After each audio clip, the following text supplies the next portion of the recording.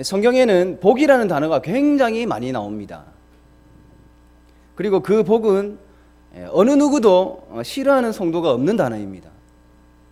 성도가 아닌 사람들까지도 좋아하게 만드는 그만큼 매력 있는 것이 복입니다. 그런데 좀 아쉬운 것은 그 복이라는 것에 실체가 있다는 것을 잘 모르고 있습니다. 복들을 말씀하고 있는 대표적인 성경은 신명기 28장입니다. 신명기 28장 2절 이하에 이렇게 말씀들이 기록되어 있습니다. 내가 내 하나님 여호와의 말씀을 청정하면 이 모든 복이 내게 임하며 내게 이르리니 성읍에서도 복을 받고 들에서도 복을 받을 것이며 내 몸의 자녀와 내 토지의 소산과 내 짐승의 새끼와 소와 양의 새끼가 복을 받을 것이며 내 강주리와 떡반죽 그릇이 복을 받을 것이며 내가 들어와도 복을 받고 나가도 복을 받을 것이니라 라고 말씀합니다. 그리고 이어서도 복을 받는 많은 상황들이 말씀되고 있습니다. 과연 하나님의 말씀에 순종을 잘하여서 받게 되는 그 복들, 그러니까 2절 말씀에 있는 복, 3절 이하의 그러한 많은 복들을 지금 2절에서 복이라고 했거든요. 그 모든 복들이 뭐냐라는 거죠.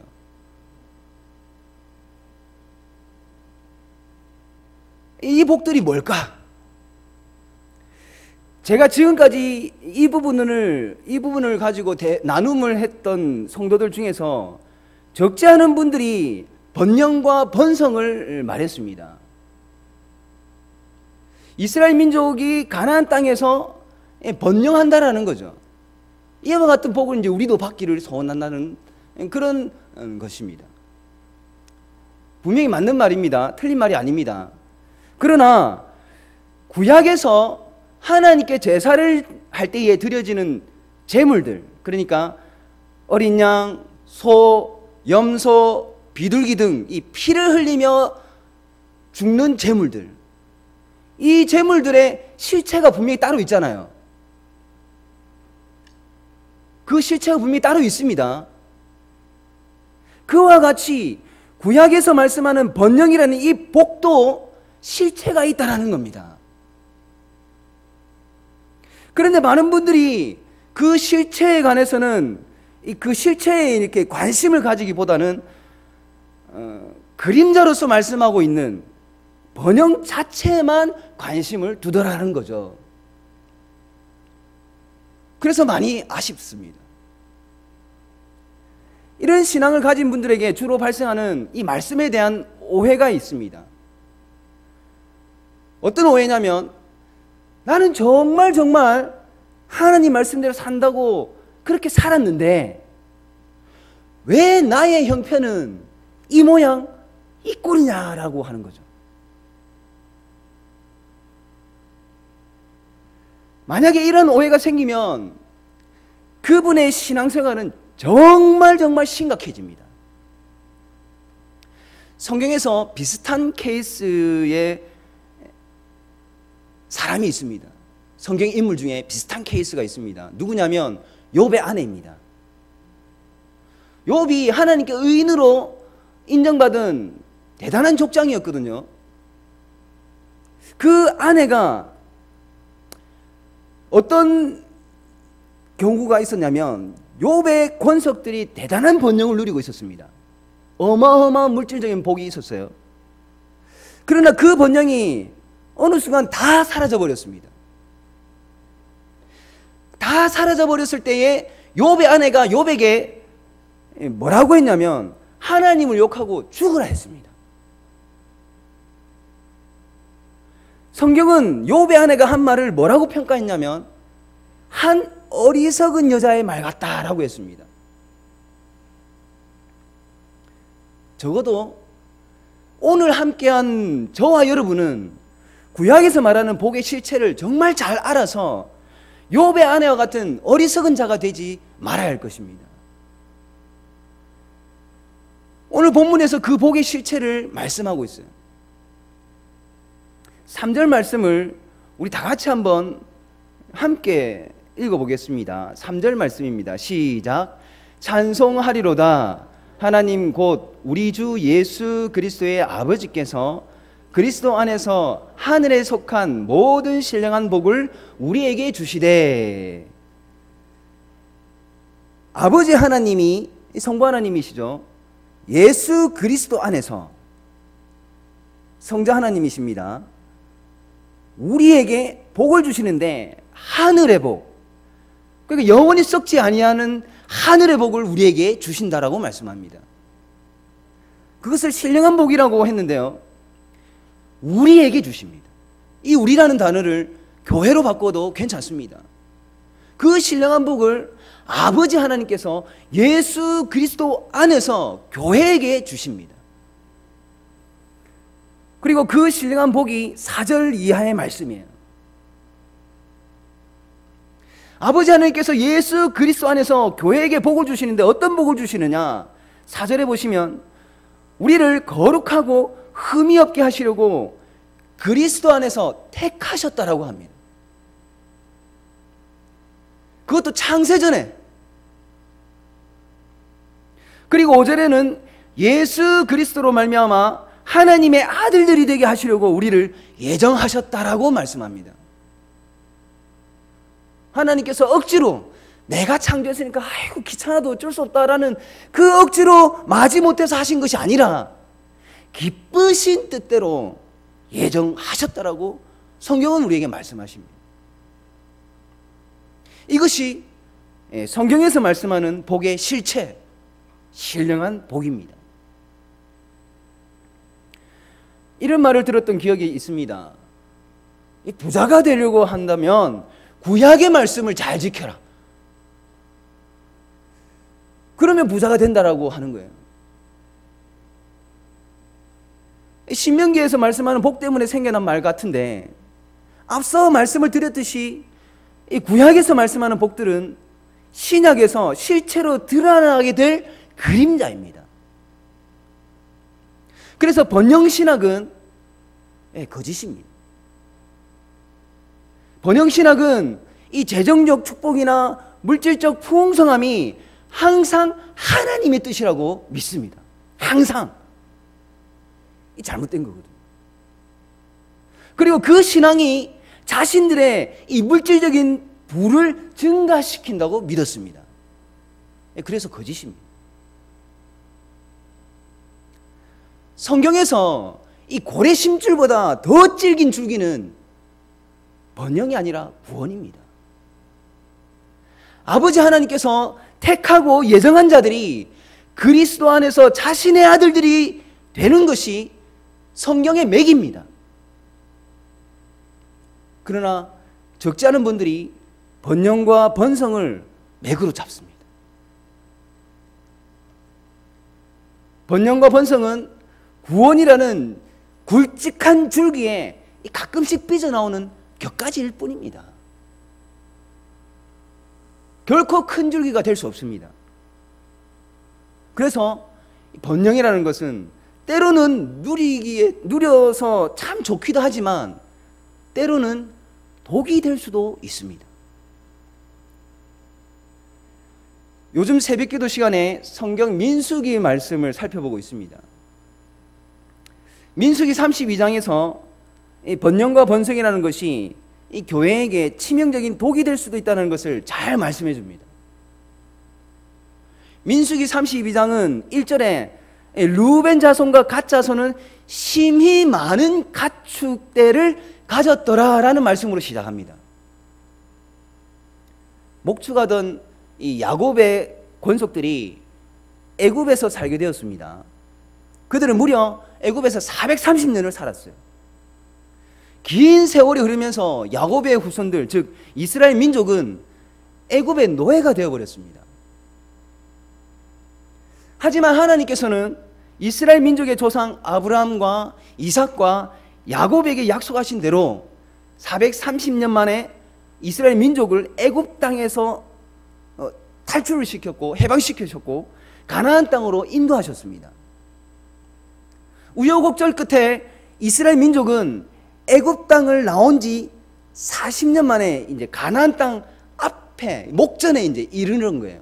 요단강을 건너기 직전까지 이르렀습니다. 이제 이스라엘 민족은 하나님의 말씀대로 요단강을 건너가서 가나안 땅을 이제 차지하기만 하면 됩니다. 물론 전쟁을 해야 되죠. 그런데 느닷없이 르우벤 지파와 갓 지파가 요단강을 건너지 않겠다라고 선포합니다. 민수기 32장 1절 말씀 우리 다 같이 한번 읽어보시겠습니다. 시작. 르우벤 자손과 갓 자손은 심히 많은 가축대를 가졌더라. 그들이 야셀 땅과 길라 땅을 본즉 그곳은 목축할 만한 장소인지라 라고 합니다. 요단강을 건너지 않겠다고 하는 그들에게는 심히 많은 가축대를 가졌습니다. 그런데 금상첨화로 목축할 만한 장소까지 이제 발견을 한 거예요. 번영에 번영이 더해진 겁니다. 그런데 너무 좋은 거예요. 너무 행복해 합니다. 그러나 이 번영은 가짜입니다. 왜냐하면 민수기 32장 5절에 이렇게 말씀합니다. 다 같이 한번 읽어보겠습니다. 시작. 또 이르되 우리가 만일 당신에게 은혜를 입었으면 이 땅을 당신의 종들에게 그들의 소유로 주시고 우리에게 요단강을 건너지 않게 하소서라고 했기 때문입니다. 하나님께서 이스라엘 민족에게 요단강을 건너가서 그 가나안 땅을 차지하라고 말씀하셨지 요단강을 건너지 말고 거기 머무르라고는 말씀하지 않았습니다. 그런데 르우벤 지파와 갓 지파가 하나님의 말씀을 지키지 않고 요단강을 건너지 않겠다라고 하는 거예요. 정말 이것이 번영입니까? 이것이 정말 복입니까? 심히 가축대가 많아진 이것이 정말 복이냐라는 거죠. 하나님의 말씀을 지키지 않게 만드는 번영, 과연 그것을 복일까라는 겁니다. 이 자리에 함께하고 계신 우리 성도님들 어떻게 생각하십니까? 민수기 32장 15절 우리 다 같이 한번 읽어보겠습니다. 민수기 32장 15절입니다. 시작. 너희가 만일 돌이켜 여호와를 떠나면 여호와께서 다시 이 백성을 광야에 버리시리니 그리하면 너희가 이 모든 백성을 멸망시키리라.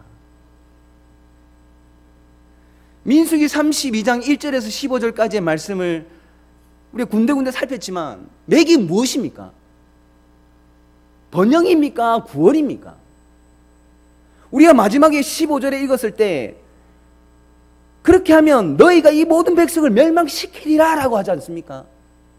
그러니까 구원을 받기 위해서는 그렇게 하지 말아라는 말씀이죠. 지금 구원을 말하고 있는 거예요. 번영이 아닙니다. 모축하는 자들에게 심히 많은 가축대보다 더 좋은 번영과 번성이 어디에 있겠습니까? 하나님께 제사 드림에 있어서 부족함 없이 정말 얼마든지 마음껏 하나님께 제사 드릴 수 있는 그 많은 가축들이 있으니까 참 좋죠. 그러나 그 번영 때문에 하나님의 말씀을 거스르게 된다면 그것은 절대 복이 아닌 겁니다. 오히려 구원받음에 치명적인 걸림돌이 될 수 있음을 기억하셔야만 합니다. 그렇다면 여러분, 우리가 진짜 누려야 하는 복, 우리가 구하고 찾고 두드려서 누려야 하는 진짜 복은 무엇인가? 무엇인가? 앞서 분명히 말씀을 드렸습니다. 하나님께서 우리를 택하신 것과 예정하신 것이 우리가 누려야 할 복입니다. 거룩하고 흠이 없는 자, 하나님의 자녀가 된 것을 누리는 것이 진짜 복이라는 거예요. 누린다라는 것은 안다라는 것이고요. 안다라는 것은 하나님께서 우리를 택하셨고 예정하셨다라는 것을 알게 하시는 성령 하나님께서 이 안에 내주에 계신다라는 것입니다. 아버지 하나님, 예수 그리스도, 성령 하나님, 바로 이 삼위일체의 하나님이 함께 하고 계신다라는 것이 진짜 복입니다. 그것이 진짜 복인 거예요. 때로는 물질이 없고, 때로는 건강이 상하더라도, 때로는 내가 저들보다 명예가 좀 부족하더라도 삼위 하나님께서 나와 함께 하신다면 그것은 진정한 복이라니까요. 하나님께서 우리 교회를 택하셨기 때문에 때로는 물질을 있게도 하시고 때로는 물질을 없게도 하십니다. 앞서 민수기 32장 말씀을 통해서 우리가 확인을 했지만 굳이 그렇게 확인을 안 해도 우리 모두가 정말 잘 알고 있는 원리예요. 자식들을 키우면서 다 해보셨잖아요. 말 안 듣는 자녀들을 달래기 위해서 때로는 좋은 것을 줍니다. 그래서 잘 어스르고 달래서 데리고 와요.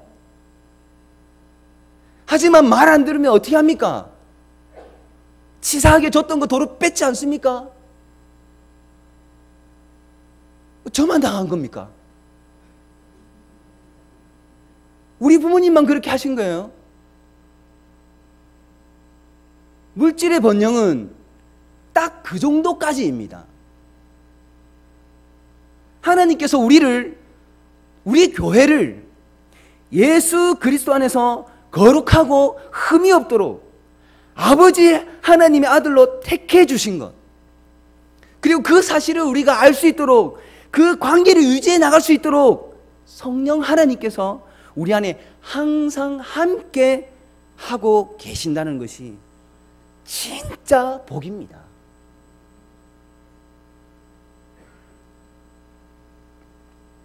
사랑하는 성도 여러분, 우리는 오늘 본문에서 확인한 이 신령한 복에 이 호흡을 맞추고 살아가야 하는 존재들입니다. 이 자리에 함께 한 분 한 분들이 거기에 호흡을 맞추셔야 된다니까요.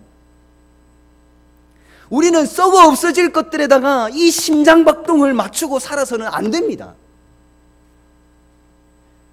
영원히 썩지 아니할 하늘의 복, 구원받는 것에다가 우리의 이 심장박동을 맞추어서 살아가야만 합니다. 그렇게 살아가시기를 바랍니다. 예정론에 관하여 말하다 보면 괜히 반감을 느끼시는 분이 계세요. 왜 그런가 했더니 예정론을 논하게 되면 늘 따라 나오는 부정적인 단어가 있습니다. 바로 육이라는 단어입니다. 이 육이라는 단어는 어쨌든 이 하나님께 택함을 받지 못해서 이래 버림받았다 이런 뜻이거든요. 너무나 좀 부정적이지 않습니까? 그러다 보니까 자연스럽게 나오는 말이 어떻게 공평하신 하나님, 이 공의로우신 하나님이 누구는 택하고 누구는 택하지 않느냐라는 거죠. 그래서 우리는 지금 이 시간에 하나님의 예정하심을 단어로 이렇게 교지적으로 뭔가를 따지기보다는 하나님 말씀으로 한번 살펴보는 것이 굉장히 유익할 것 같습니다. 이 마태복음 20장을 우리 다 같이 한번 찾아봅시다. 성경 없으신 분은 앞에 말씀이 나오니까 참고하시고요. 이 마태복음 20장을 한번 펴보시기 바랍니다.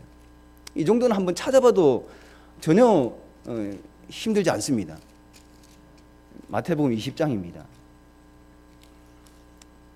마태복음 20장 1절에 우리 다 같이 한번 읽어보시겠습니다. 신약성경 33페이지입니다. 마태복음 20장 1절입니다. 시작. 천국은 마치 품꾼을 얻어 포도원에 들여보내려고 이른 아침에 나간 집주인과 같으니 라고 말씀하죠. 천국은 집주인이라고 합니다. 집주인과 같다라고 해요. 집주인은 이른 아침에 한 데나리온의 품삯을 약속하고 일꾼을 데리고 옵니다.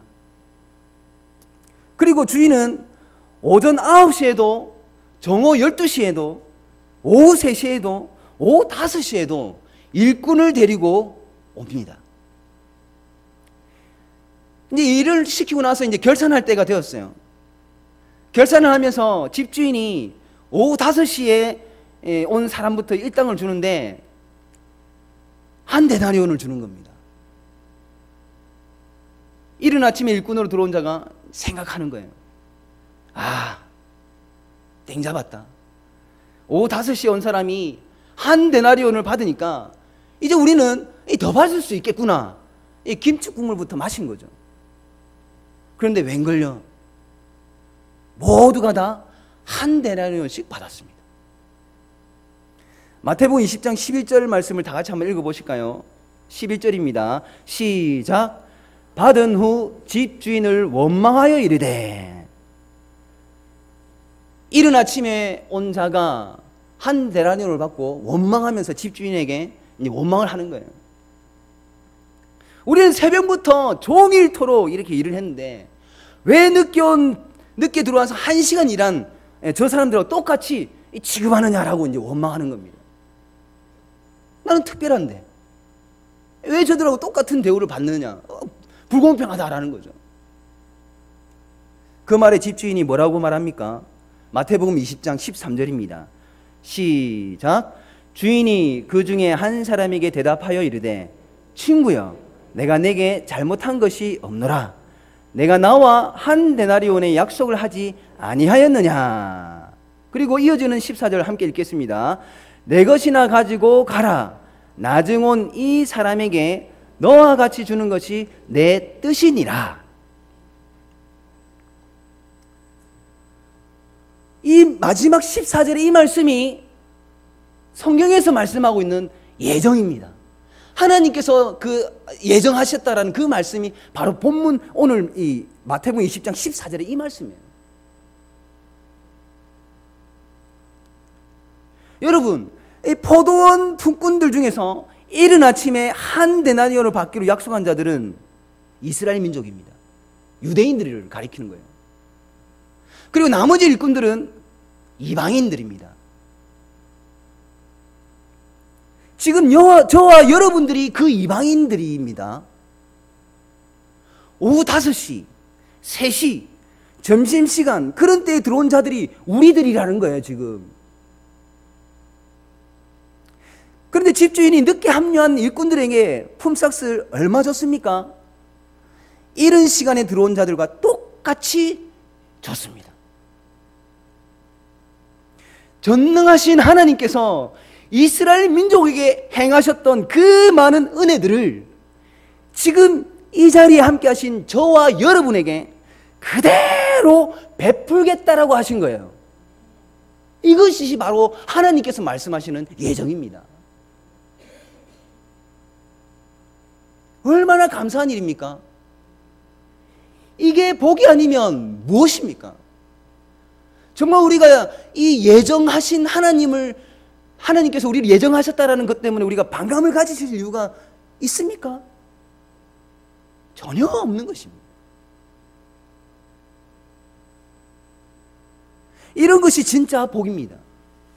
우리 교회가 지금까지 누려왔고 지금도 누리고 있으며 앞으로도 계속 누려야 할 복이 바로 이것입니다. 저와 여러분이 하나님께 택함을 받았다라는 것, 하나님의 예정하심에 속해 있다라는 것, 이것이 우리가 복을 받고 있다라는 사실입니다. 사랑하는 성도 여러분, 정말 이러한 복을 마지막 그날까지 구하고 찾고 두드려서 마음껏 누리는 저와 여러분이 되기를 간절히 바랍니다. 한마디만 더 하도록 하겠습니다. 앞서 욥의 아내를 잠시 언급을 했었는데, 욥이 최초에 받은 가지고 있던 그 재산들, 마지막에 욥이 그 2배로 받습니다. 그래서 우리는 이렇게 말씀을 하기도 합니다. 욥처럼 인내를 하게 되면 정말 그와 같이 복을 받는다라고 하죠. 이 말씀 또한 틀린 말씀이 아닙니다. 왜냐하면 사실이니까요. 욥이 처음보다 2배의 재산을 받은 것이 사실입니다. 그런데 여기에도 실체가 있다라는 겁니다. 그 실체가 무엇이냐면 바로 레위기에서 하나님께서 주신 복, 신명기에서 하나님께서 주신 법 가운데 이런 법이 있습니다. 장자는 부모에게 2배의 재산을 상속받는다라고 했습니다. 바로 이 원리의 말씀이 욥기의 마지막 말씀에 적용되고 있습니다. 욥이 2배의 재산을 다시 가지게 된 것은 하나님께서 욥기 1장부터 42장까지의 욥에게 하나님의 나라를 유업으로 상속하셨다라는 실체가 그 말씀입니다. 단순히 물질이 많아진 것이 정말 복입니까? 아니면 하나님의 나라를 유업으로 상속받은 것이 진짜 복입니까? 구원이 진짜 복인 것입니다. 이 사실을 잊지 아니하는 저와 여러분이 되기를 간절히 바랍니다.